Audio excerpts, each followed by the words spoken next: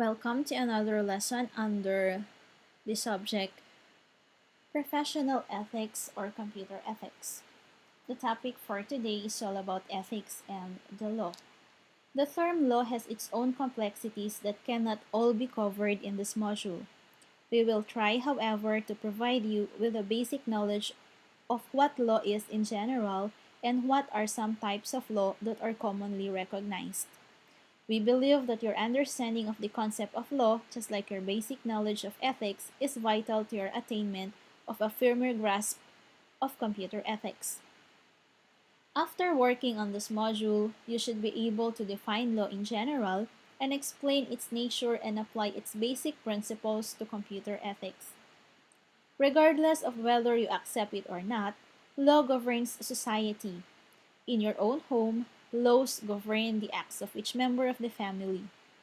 In school, your actions are controlled by rules enforced by teachers and school administrators. So to start with the lesson, let's take a look at the objectives. First, to discuss ethics and the different laws, and to explain the copyright laws from the point of view of the different laws. Topics covered for this lesson are the four kinds of laws. We have divine law, natural law, moral law, and the physical law. Laws may be written or unwritten, formal or informal, rigid or flexible. The new Constitution of the Philippines is an example of a written, formal, and rigid type of law. An example of an unwritten, informal, and flexible law would be a tradition or belief that governs the community actions. In its widest and most comprehensive sense, law refers to an ordering principle of rule or action that people must obey to conform to. It is also a rule of consecution or an order of sequence that people cannot counter without detrimental consequences. Any deviation or departure from law is frowned upon and is subject to punishment or condemnation.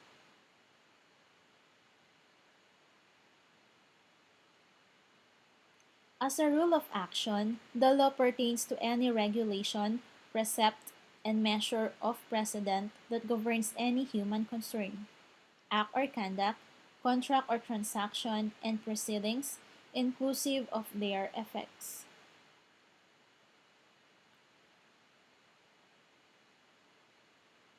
As an ordering principle, the law pertains to norms that regulate and control actions.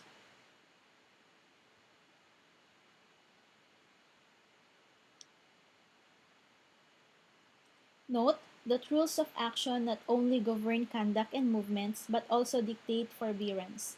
This means that a particular law may either require the performance of an action or prohibit the commission of a particular act.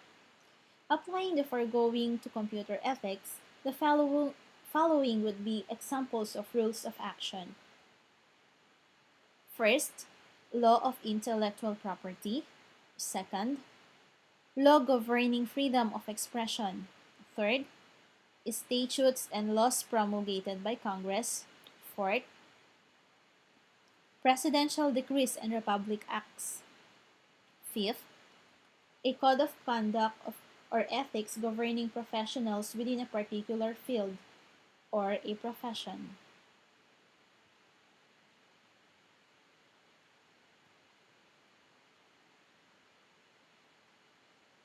A rule of action does not lose its validity by a mere violation or even by repetitive transgression. Laxity in enforcement or non-implementation of the law will not affect its efficacy and validity. Being subject to amendment or repeal by the legislative authorities or by operation of law, however, a rule of law may either be changed or abrogated, as the case may be, and thus become unenforceable and ineffective. As an order of sequence, law pertains to any systematic arrangement or sequencing or consecutive progression indicating uniformity of a given set of occurrences.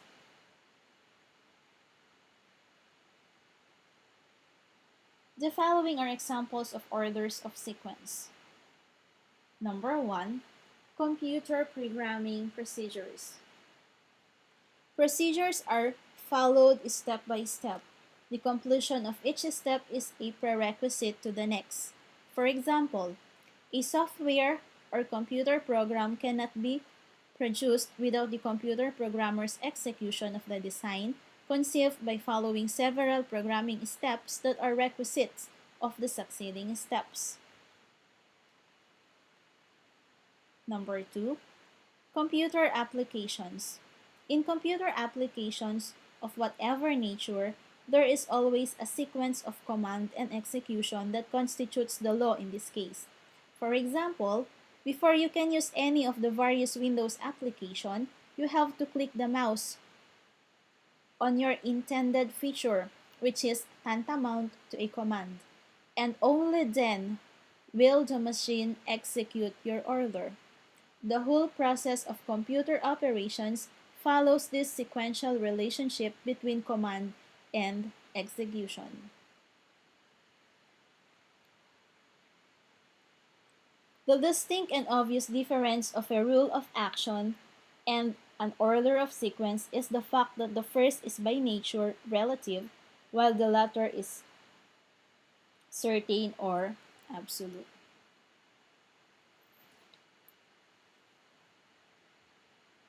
There are different kinds of law. In the Philippines alone, we have political and constitutional laws, labor laws, civil laws, criminal laws, corporate laws, remedial laws, precedents, or court rulings, among many others. These are part of the country's legal system. In this module, we will discuss four of the most traditional concepts of law upon which most of our present legal system, including laws governing computer use, is based.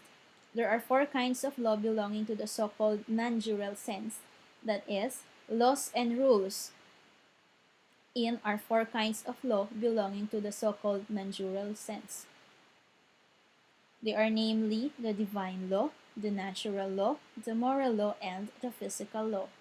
First is the divine law.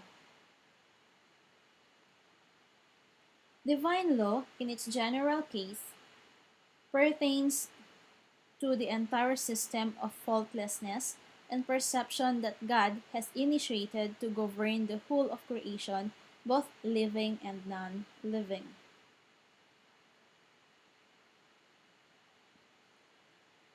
The laws of nature and all other laws, therefore, would fall under divine law as it encompasses and governs not only human actions but also the entire universe.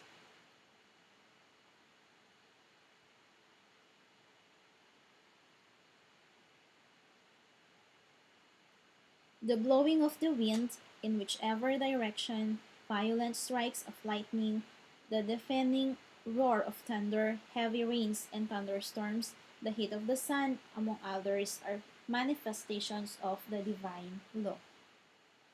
Divine law in its stricter sense, however, divine law encompasses the dogmas of religious faith that give emphasis on the reparation of sins and salvation, life, death and life after death, heaven and hell, soul, purgatory, and eternity. The canons of divine law are usually embodied in religious doctrines and writings of different sects and religious denominations.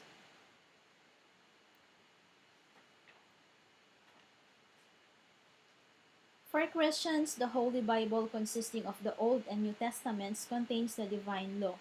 Similarly, the divine law is embodied in the Quran, the Upanishads, the Bhagavad Gita, and other religious doctrines. Unlike an ordinary rule of action, divine law is absolute. What is peculiar about it is that mere intent or thought of violating it would be tantamount to transgressing it.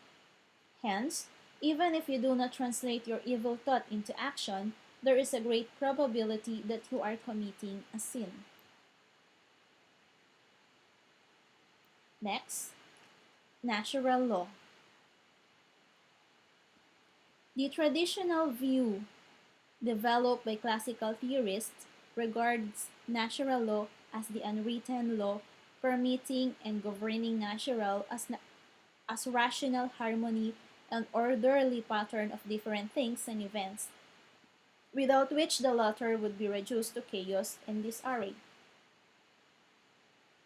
Note that this conception disregards the existence of God as the supreme being who, according to divine law, initiated the faultless sequencing of things and events.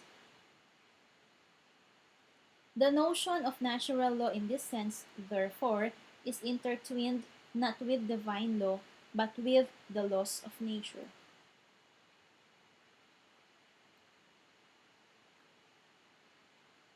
Plato the philosopher distinguished natural law from the merely legal, which according to him is an imperfect representation of the law.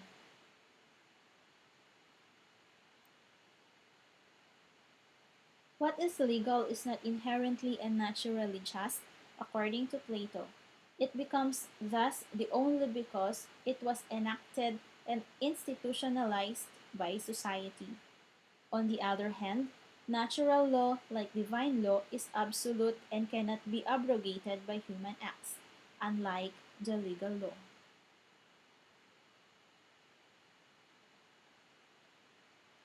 Plato likewise regards natural law as a discipline that every human being must observe and adhere to so that the individual and the common good may be realized or attained. The precepts of natural law are righteousness, justice, equity, and fairness. From these precepts, the principles of law are derived. The laws that govern computing may be very well be considered as being derived from natural law. That is because computer abuse, piracy, plagiarism, and pornography are human actions that violate righteousness, justice, equity, and fairness. Epictetus is another Greek philosopher who believed that natural law refers not only to the extrinsic or outward order of things and events as physically observed, but also to the inner and inherent nature of people as rational beings. The latter conception of natural law emphasizes that people by nature have the capacity for goodness, righteousness, justice, and equity. Say, for example, if you are fond of cartoons and have watched Shaman King, you will recall that main character of the series, Master Yo, firmly believes that every person is good. Master Yo's calm and unruffled disposition always wins the respect and admiration of his friends, and even his opponents in shaman fights. And he can transform and tame even the fiercest of his enemies. We cite this example because in Epictetus' sense of natural law, goodness is considered as a natural and inherent attribute of human beings. Following this notion, computer users or computer professionals are presumed to have the integrity and discipline, the innate goodness that is expected of human beings in general. Next, we have the moral law. We sometimes confuse moral law with divine law and natural law. They are, however, different. As already discussed in the earlier part of this lesson, divine law in its strict sense pertains to the law of religious faith. On the other hand, though concerned with precept of good and virtuous conduct, moral law is definitely not religious. Relative to natural law, moral law has ethics at its foundation, while the first is founded on metaphysics. Moral law consists of moral norms that ascertain and dictate what sort of behavior or conduct may or may not be expressed. or what sort of acts may or may not be performed with a particular community. It is the realm of general or it is the realm of generally recognized and desirable ethical norms and principles that control the rule of human conduct. It is a system of unwritten, ordering principles based on good and virtuous conduct that governs human actions.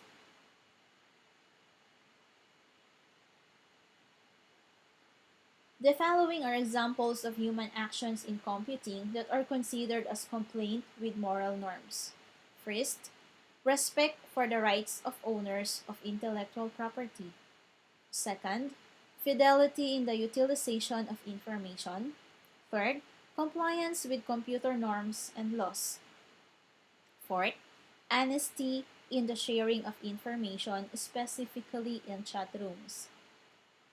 Fifth, integrity in creating computer programs.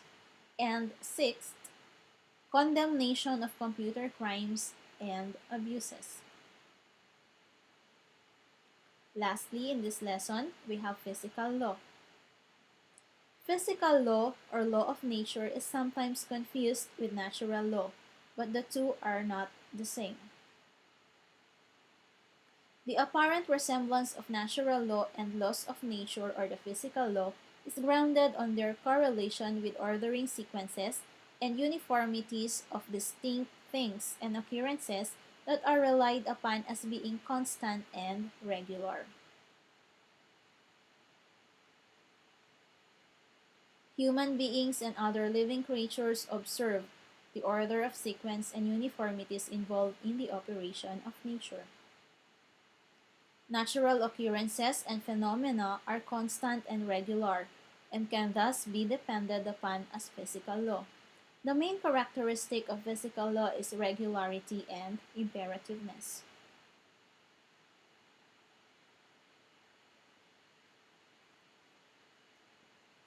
It is regular because once it becomes operative, its efficacy remains constant and unbreakable. It is imperative because it is permanent and unchangeable. Now, what does this have to do with laws governing computers?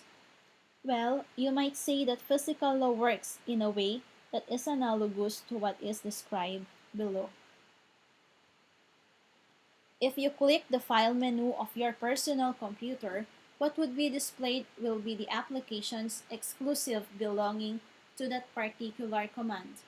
If you click F1 on the Help menu, a help feature will show up to answer your queries and not any other application. In all computer programs, F1 means help. Similarly, if you click the font color icon, a colors display will appear and not anything else.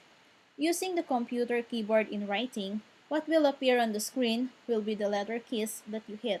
Thus, if you hit caps lock A or shift A, the capital letter A will register on the computer monitor. The computer's execution of any application follows the user's command. This is permanent and unchangeable. Remember that without constancy, regularity, uniformity, and imperativeness, an occurrence or corporeal phenomena cannot be regarded as physical law or a law of nature.